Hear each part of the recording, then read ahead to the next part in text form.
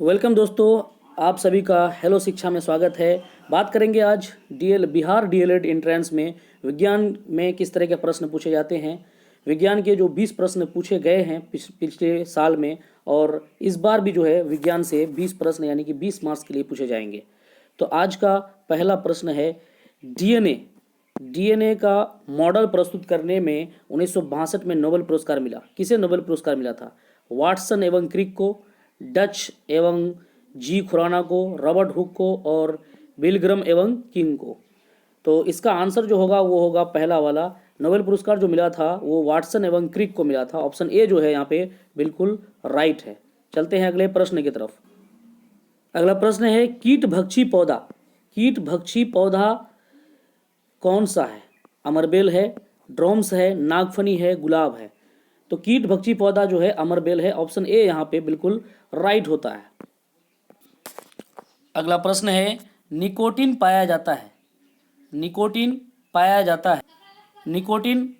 जाता है चाय की पत्ती में, तंबाकू की पत्ती में, कॉफ़ी के बीजों में, नीम की पत्ती में। इसका जो आंसर होगा वो होगा तंबाकू की पत्ती।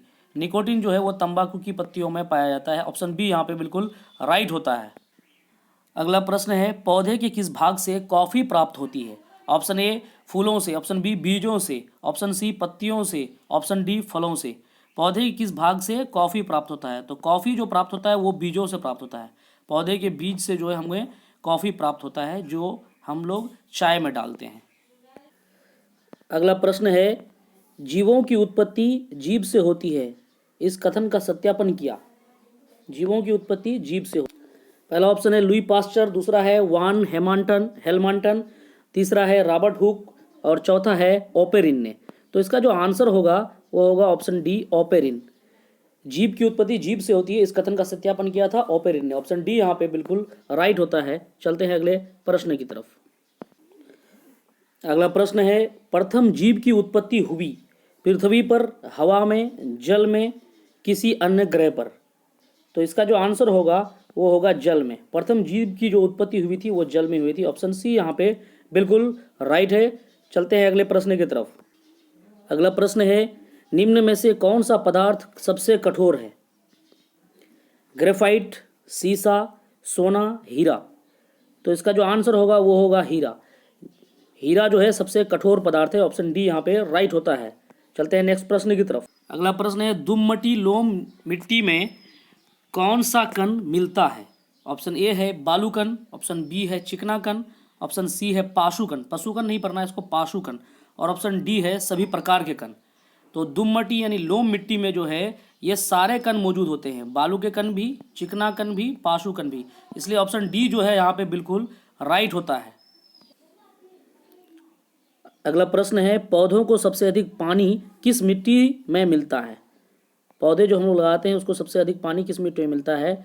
चिकनी मिट्टी में, पानसू मिट्टी में, बलुई मिट्टी में, और ऑप्शन डी में था लोम मिट्टी में। तो इसका जो आंसर होगा वो होगा ऑप्शन सी, यानी कि बलुई मिट्टी में सबसे अधिक अगर जल जो मिलता है वो बलुई मिट्टी में मिलता है। ऑप्शन सी यहाँ पे राइट होता है। अगला प्रश्न है, किस मिट्टी में सबसे अधिक कोशिका प्रभावशाली होता है? ऑप्शन है चिकनी मिट्टी में, पानसू मिट्टी में, बलुई मिट्टी में, लोम मिट्टी में। इसका जो आंसर होगा वो होगा चिकनी मिट्टी। ऑप्शन ए जो है यहाँ पे बिल्कुल राइट है। ऑप्शन ए यानी कि सबसे ज़्यादा जो है इसमें कोशिका प्रभावशाली होता है चिकनी मिट्टी में। अगला प्रश्न है, खनिज यानी मिनरल्स क्या है? द्रव है, अकार्बनिक ठोस है, गैस है, या उपयुक्त सभी है? तो खनिज जो है वो एक अकार्बनिक ठोस है। ऑप्शन बी यहाँ पे बिल्कुल राइट है, खनिज एक अकार्बनिक ठोस है। अगला प्रश्न है, एक ही प्रकार का परमाणु निम्नलिखित में से किस में मिलता है? खनिज यौगिक में मिलता है, खनिज मिश्रण में मिलता है, प्राकृतिक तत्व में मिलता है, इनमें से कोई नहीं। इसका जो ऑप्शन होगा वो ऑप्शन सी बिल्कुल राइट होगा, प्राकृतिक तत्व में। प्राकृतिक तत्व में जो है एक ही प्रकार का परमाणु मिलता है। परमाणु जो है तत्व का वो छोटा से छोटा कण है जो किसी भी रासायनिक अभिक्रिया में भाग ले सकता है, परंतु स्वतंत्र अवस्था में वो नहीं रह सकता है। परमाणु के 3 कण हैं, प्रोटॉन, न्यूट्रॉन, वो इलेक्ट्रॉन। इसका ऑप्शन जो है बिल्कुल सी राइट है, प्राकृतिक तत्व। अगला प्रश्न है खाने का नमक जिसको हम लोग NaCl कहते हैं, सोडियम क्लोराइड, किससे बनता है? कमजोर अम्ल और कमजोर क्षार से, मजबूत अम्ल और मजबूत क्षार से, कमजोर अम्ल और मजबूत क्षार से, मजबूत अम्ल और कमजोर क्षार से। इसका जो आंसर होगा वो होगा ऑप्शन बी, यानी कि मजबूत अम्ल और मजबूत क्षार से क्या बनता है? NaCl बनता है, जिसको हम लोग सोडियम क्लोराइड कहते हैं। ये हमारे भोजन का एक अभिन्न अंग है जिसको हम लोग हर चीज़ में यूज़ करते हैं, हर सब्जी वगैरह पकाने में। इसका ऑप्शन बी यहाँ पे बिल्कुल राइट है।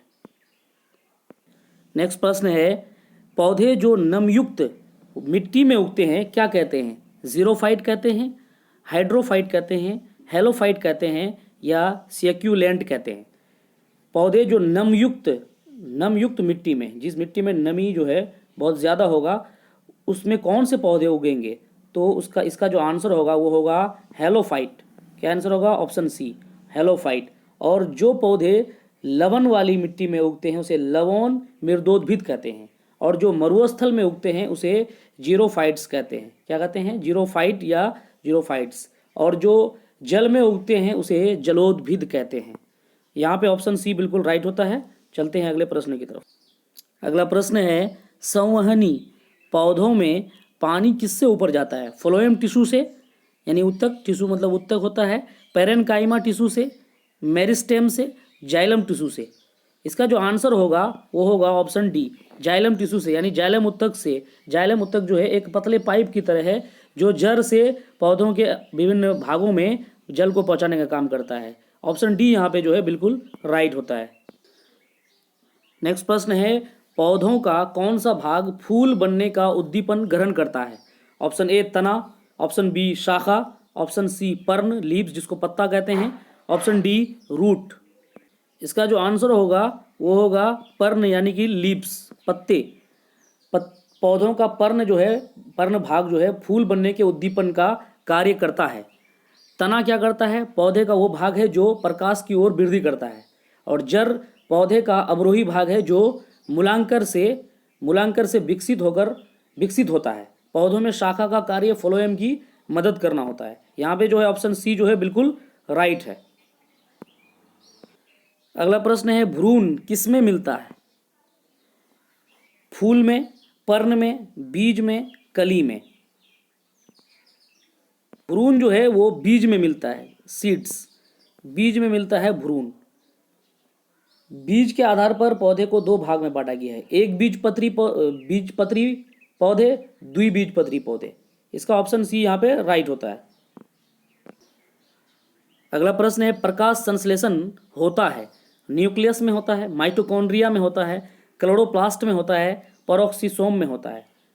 तो इसका जो आंसर होगा वो होगा ऑप्शन सी, क्लोरोप्लास्ट। प्रकाश संश्लेषण की क्रिया जो है वो क्लोरोप्लास्ट में संपन्न होता है, और ये हरे पौधों में होता है। सूर्य के ऊर्जा को प्राप्त करने के लिए ये क्रिया होती है। इसमें पेड़ पौधे जो है अपना भोजन बनाते हैं। इसके लिए CO2 की ज़रूरत पड़ती है, और जल की ज़रूरत पड़ती है, क्लोरोफिल की ज़रूरत पड़ती है, और सूर्य के प्रकाश की ज़रूरत पड़ती है। इन सारी चीज़ों से पेड़ पौधे का जो है भोजन बनता है, और उस क्रिया को कहते हैं प्रकाश संश्लेषण, फोटोसिंथेसिस कहते हैं उसको। अगला प्रश्न है सहज प्रणाली का परिवर्धन निम्नलिखित में से कौन सा है? प्रणाली का कार्य, प्रणाली का विकास, प्रणाली की स्वपोषी क्रिया, उपयुक्त में से कोई नहीं। इसका जो आंसर होगा वो होगा प्रणाली का स्वपोषी क्रिया। ऑप्शन सी जो है यहाँ पे बिल्कुल राइट होगा। अगला प्रश्न है जीनेटिक्स निम्नलिखित में से किसका अध्ययन है? मेंडल का नियम, जैव विकास, DNA संरचना, आनुवांशिकता और विचरण? इसका जो आंसर होगा वो होगा ऑप्शन डी, DNA जो है आनुवांशिकता और विचरण का एक अध्ययन है। ऑप्शन डी यहाँ पे बिल्कुल राइट है।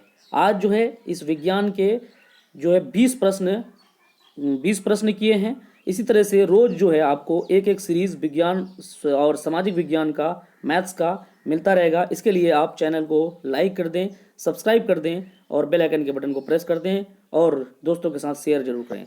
थैंक यू, धन्यवाद।